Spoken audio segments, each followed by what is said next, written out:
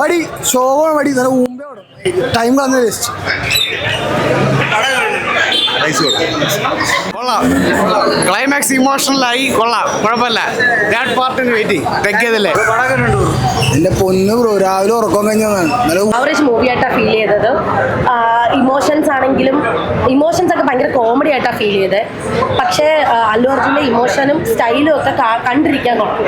പിന്നെ background score നന്നായി വന്നിട്ടുണ്ട്. ഫഹദ് ഫാസിൻ്റെ സൈക്കോത്തരം ആണെങ്കിലും അവർ പ്രസൻറ്റ് ചെയ്തേക്കുന്നത് നന്നായിട്ടുണ്ട്. പിന്നെ എന്താണ് ഓവറോൾ പറയുകയാണെങ്കിൽ ആവറേജ് എന്നേ പറയാനുള്ളൂ. സ്റ്റോറിയാണ് പറഞ്ഞത് ആവറേജ് എന്ന്.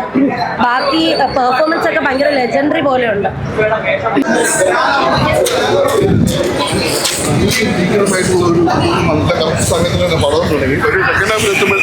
നമ്മുടെ ഒരു മാസം പൊയ്ക്കൊണ്ടിരിക്കുന്നത് എത്രത്തോളം മാസം കാണിക്കാൻ പറ്റും അത്രത്തോളം കാണിച്ചിട്ട് പിന്നെ ട്രാക്ക് ഒന്ന് മാറിപ്പോകും. അപ്പം അവിടെ ചിലപ്പോൾ ചെറുതായിട്ടൊന്ന് കയ്യിൽ പോയോ എന്നുള്ളൊരു തോന്നില്ല. അത് എല്ലാ പ്രേക്ഷകർക്കും എങ്ങനെ ഇഷ്ടപ്പെടുമെന്ന് അറിയില്ല.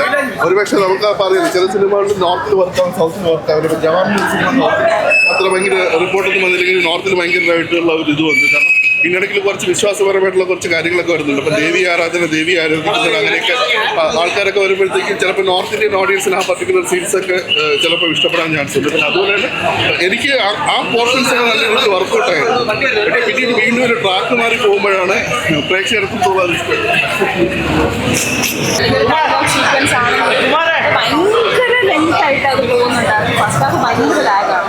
സെക്കൻഡ് ഹാഫിൽ നമുക്ക് ഓക്കെ ഒരു ഫൈറ്റൊക്കെ ഉണ്ട്, അതൊക്കെ നല്ല ഫൈറ്റാണ്.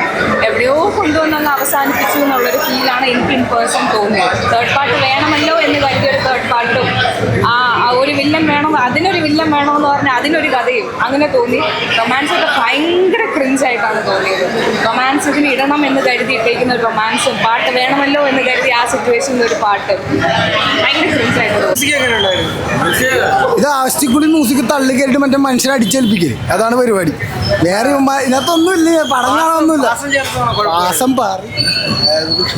സൂപ്പർ മ്യൂസിക് കൊള്ളാം, കുഴപ്പമില്ല. പുഷ്പ3 ഇനി അതിൽ ആരെന്ന് സസ്പെൻസ് ആണ്, ഫുൾ സസ്പെൻസ് ആയിരിക്കും. ഓ കൊള്ളാം, ഫിലിം കൊള്ളാം. പാസമില്ല വലുതായിട്ടില്ല.